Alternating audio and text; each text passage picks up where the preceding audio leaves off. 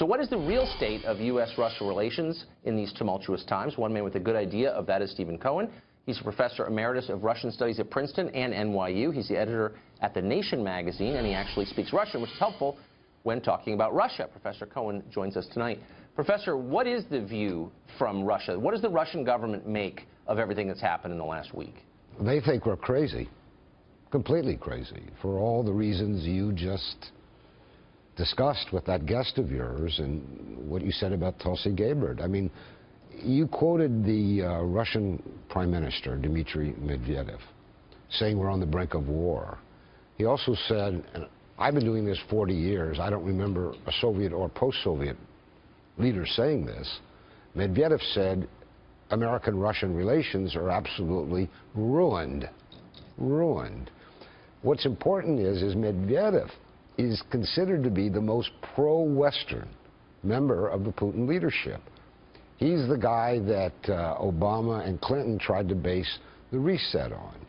So your previous guest, I don't mean to be rude to him, but first of all, he doesn't know what he's talking about. And secondly, he excludes the reality that Russia has a politics.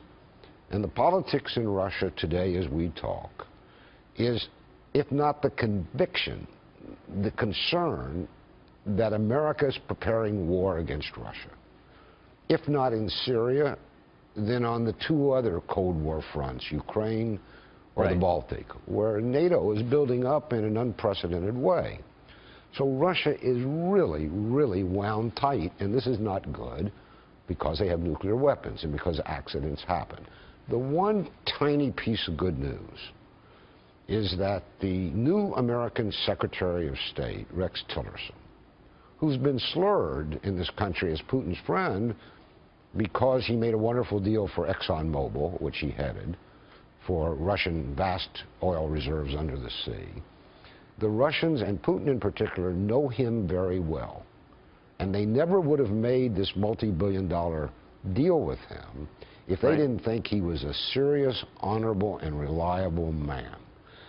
So two things happened. Putin, who was not supposed to meet with Tillerson, because a lot of the political class in Russia didn't want him to, did meet with him. And I guarantee you, they had a conversation that essentially came down to this. Rex, says Putin, what in the world is going on in Washington?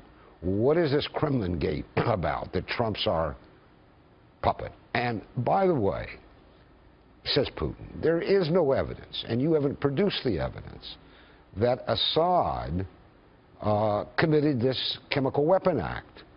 So something between these two men went on that is exceedingly important for the matter of war and peace.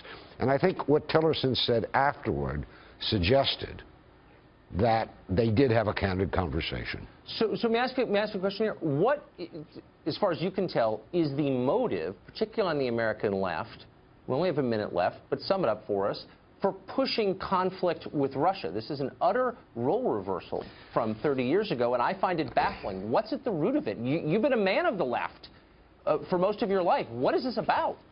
I'm like a reformed alcoholic. I have no memory of my previous life. I don't know what left and right are, to be honest, Tucker. Yeah. They're geography to me. I mean, we have issues, and what you've been doing on your broadcast shows that you're concerned with issues less than left or right. But what's happened in Washington, this attempt to portray Trump as a puppet of the Kremlin, is convincing Russia that the American Warfare Party is behind this. And my concern is that Russia will overreact. Right. That seems like a legitimate concern for a country with as many nuclear weapons. Give me 5 as seconds. I'm not young. I've been doing this 40 years, sometimes as a professor, sometimes inside, and I have never been as worried as I am today about the possibility of war with Russia. Those are ominous words, and you would hate to think that the root of all of this is political expedience. That would really be a shame, and a lot of people would be culpable for that. Yes. Yes. Professor, thank you very much for joining us.